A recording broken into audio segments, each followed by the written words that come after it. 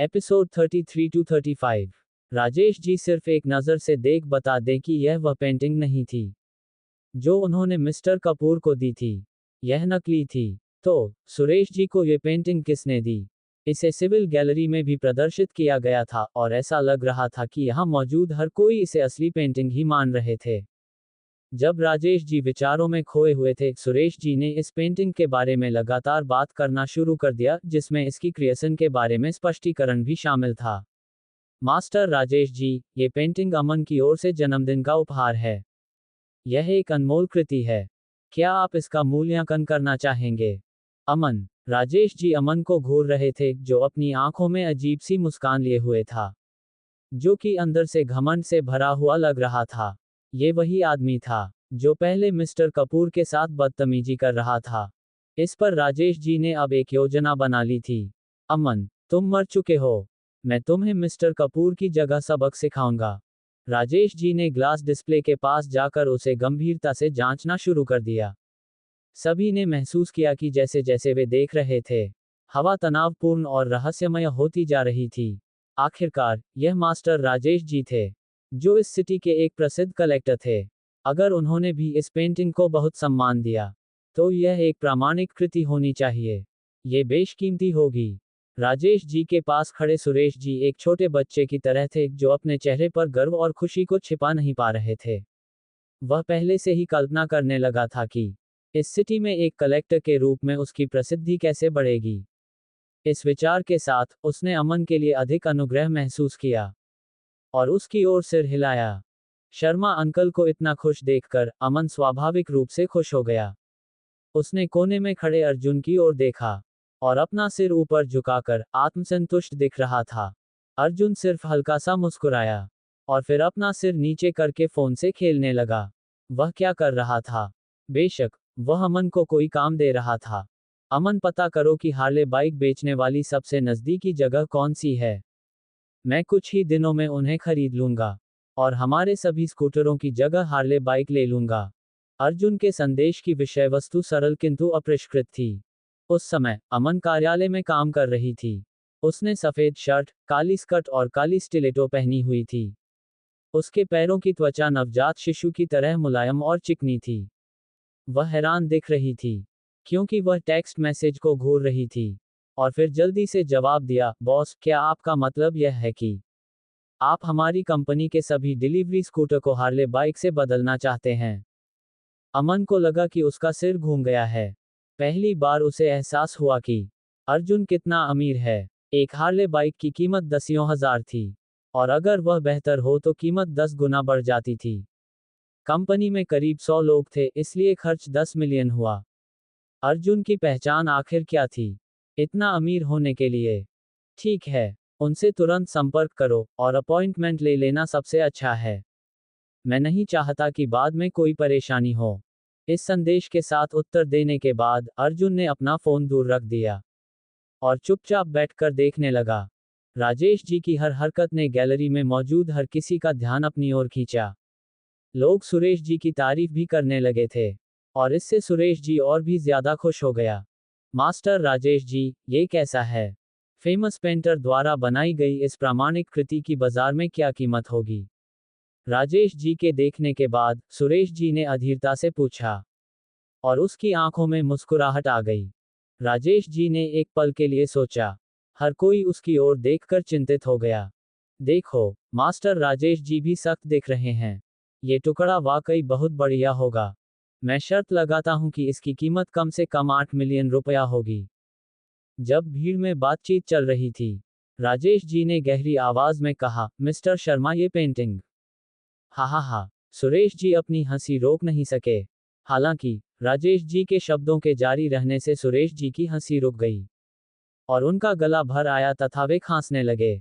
10,000 रुपये। राजेश जी की आवाज पूरे गैलरी हॉल में गूंज उठी। 10,000। सुरेश जी और बाकी सभी लोग अचंभित थे। अमन बहुत हैरान था। मैंने इस पर 2 मिलियन से ज्यादा खर्च किए हैं, लेकिन ये सिर्फ 10,000 के लायक है। क्या वह मजाक कर रहा है? क्या यह आदमी सच में मास्टर राजेश जी है? वह जरूर नकली होगा। मास्टर राजेश जी, कृपया मजाक न करें। ये एक स्प्रिंग माउंटेन्स पर कंपेनियनशिप है। एक प्रामाणिक कृति। सुरेश जी का माथा अब पसीने से लथपथ था, क्योंकि उसने प्रामाणिक कृति शब्दों पर जोर दिया। राजेश जी ने हंसते हुए समझाया, तो फिर मैं आपको बता दूं कि ये पेंटिंग नकली है। नकली? गैलरी में मौजूद भीड़ ने शोर मचा दिया। ये वास्तव में नकली था। असंभव, यह नकली कैसे हो सकता है? हम सब ने इसे पहले भी देखा है। यह असली कलाकृति है, सुरेश जी ने जल्दी से समझाया। हालांकि मैं मास्टर राजेश जी जितना प्रसिद्ध नहीं हूं, फिर भी मैं किसी पेंटिंग की प्रामाणिकता बता सकता हूं। यह नकली कैसे हो सकती है? राजेश जी को पता था कि सुरेश जी इस बात से इनकार करेंगे, इसलिए उन्होंने मौके पर ही पेंटिंग का विश्लेषण किया। इस पेंटिंग को असली कलाकृति समझकर गलत समझा जा सकता है। अगर आप लोग नहीं बता सकते, तो इसमें कोई आश्चर्य की बात नहीं है। लेकिन अगर आप सभी करीब से देखें, तो इन कुछ आकृतियों पर रेखाएं पर्याप्त रूप से भरी हुई नहीं हैं। रेखाओं और रंग पर एक स्पष्ट ढाल दिखाई देती है। यह मशीनों के कारण होने वाला दोष है, और यह बहुत सूक्ष्म है, इसलिए बहुत से लोग वास्तव में नहीं बता सकते। जब भीड़ ने राजेश जी का स्पष्टीकरण सुना तो उन्हें अंततः सच्चाई का एहसास हुआ। तो ये नकली है। सुरेश शर्मा, तुम बहुत ज्यादा हो। हाँ, पूरे दिन के सस्पेंस के बाद आपने हमें एक नकली चीज दिखा दी। क्या बात है? एक पल में भीड़ ने अपना असंतोष प्रकट करना शुरू कर दिया। सुरेश जी अब घबरा गया और शर्मिंदा हो गया। यह नकली कैसे हो सकता है? ये कैसे संभव था? अमन ने एक तरफ खड़े होकर अर्जुन को देखा, जो अभी भी एक कोने में खड़ा था। अचानक उसने सुरेश जी की बांह खींची और उस आदमी के कान में फुसफुसाया, शर्मा अंकल, क्या अर्जुन ने गलत पेंटिंग ले ली है? गलत पेंटिंग ले ली? सुरेश जी को तुरंत होश आ गया। ऐसा ही होना चाहिए, अर्जुन ने गलत पेंटिंग ले ली होगी। सुरेश जी ने भीड़ की आलोचना को अनदेखा कर दिया। वह अर्जुन के पास गया और उसे एक और थप्पड़ जड़ दिया। वह गुस्से में चिल्लाया, अर्जुन, क्या तुम अपनी वह नकली पेंटिंग लेकर आए हो? सुरेश जी क्रोधित हो गए। इस प्रदर्शनी की योजना के निर्माण के लिए उन्हें बहुत परेशानी हुई। उम्मीद थी कि इससे उनके विपक्षी उम्मीदवार प्रभावित होंगे, लेकिन अब इसके बजाय एक बहुत बड़ी पौराणिक कथा हो गई थी। ये बहुत ही शर्मनाक था।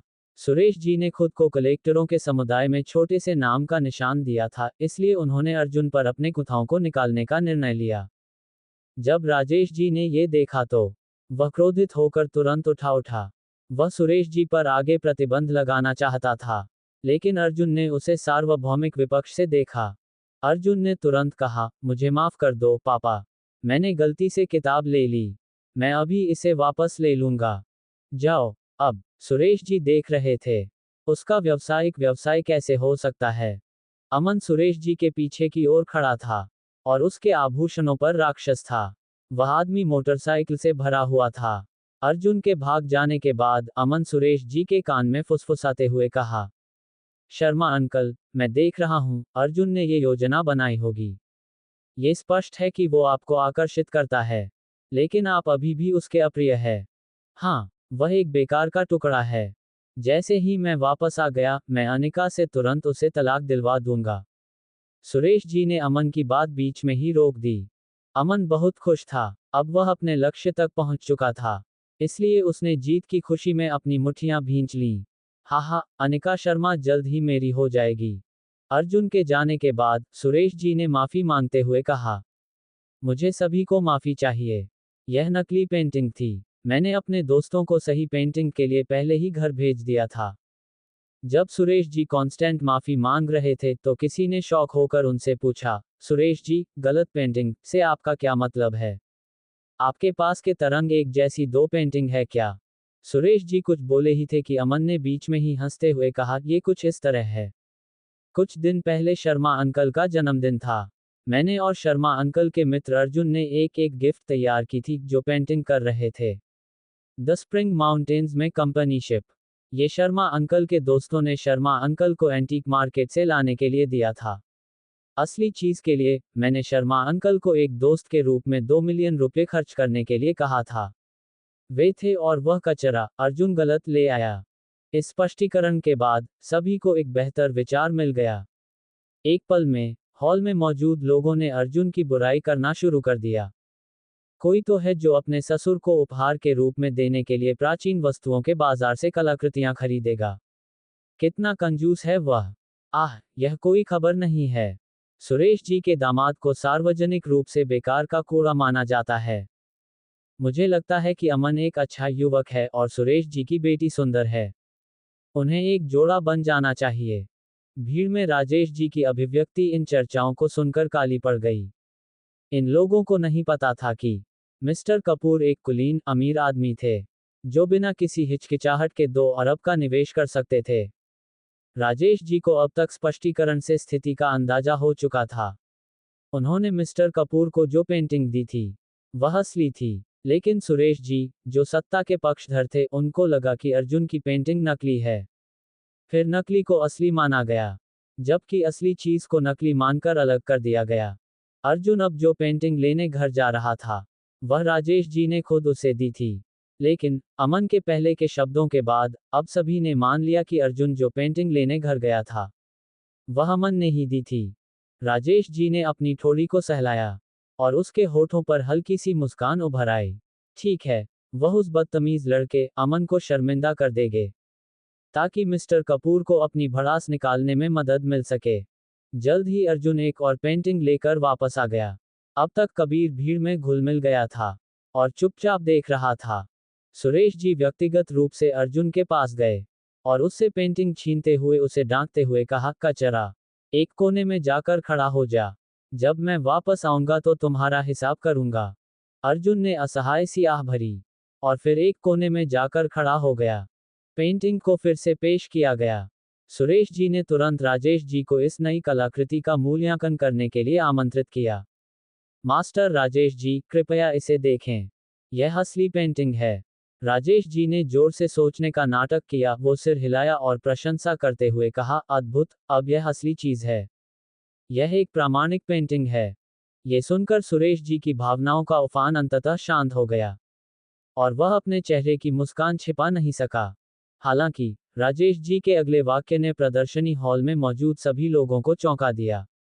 मिस्टर कुकरेजा, क्या ऐसा था? क्या आपको यकीन है कि ये पेंटिंग वही है जो आपने अपने दोस्त से खरीदी थी?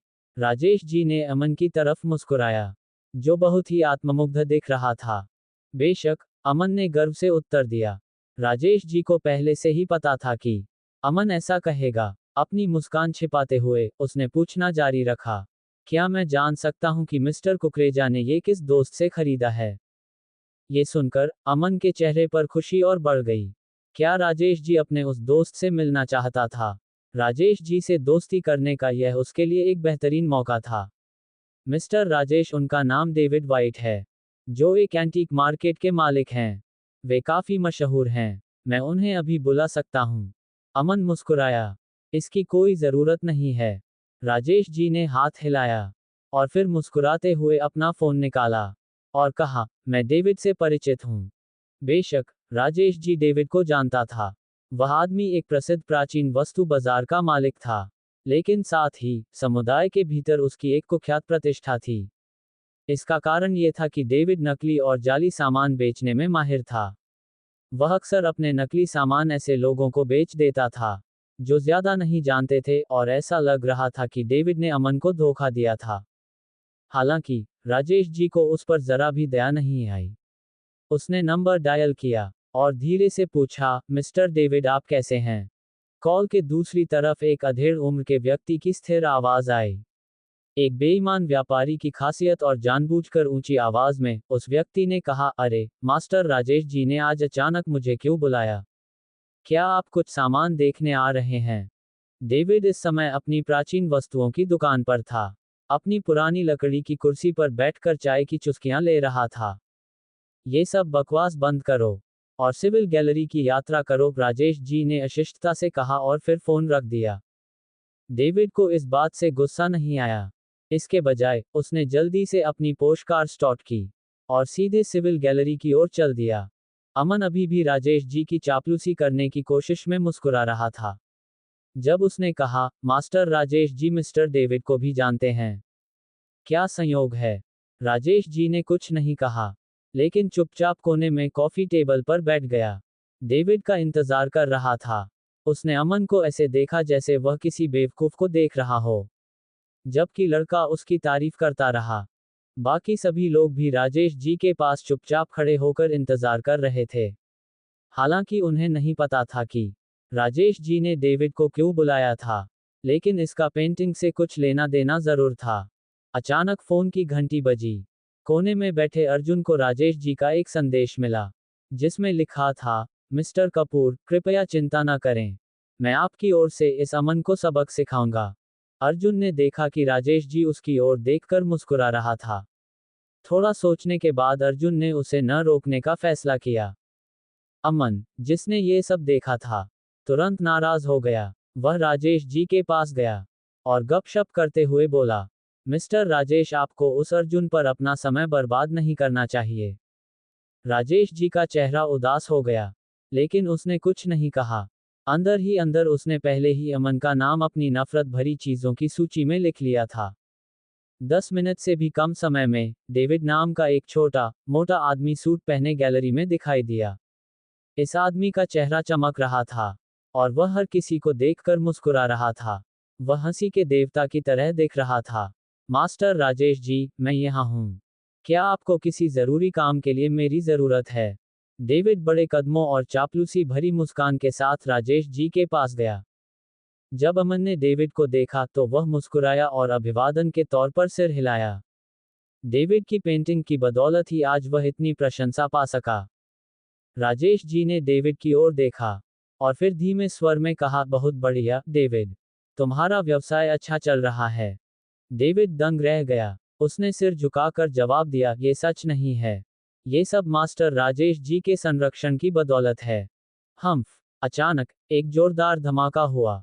राजेश जी ने कॉफी टेबल पर हाथ पटक दिया था और दीवार पर लगी पेंटिंग की ओर बड़े गुस्से से इशारा किया था। डेविड, क्या ये वही पेंटिंग है जो तुमने बेची थी? इस अचानक टकराव से डेविड का पूरा शरीर कांप उठा और पसीना बारिश की बूंदों की तरह गिरने लगा। वहां खड़े लोग भी ये देखकर दंग रह गए और समझ नहीं पाए कि क्या हो रहा है। डेविड को स्वाभाविक रूप से डर था, क्योंकि यह राजेश जी ही था जिसने उसे उसके शुरुआती दिनों में सहारा दिया था, और आज वह खुद को कुछ बनाने में कामयाब रहा था। अपने व्यवसाय के बढ़ने के बाद वह राजेश जी के साथ अक्सर संपर्क में नहीं रहा और माना जाता है कि उनके रास्ते अलग हो गए हैं।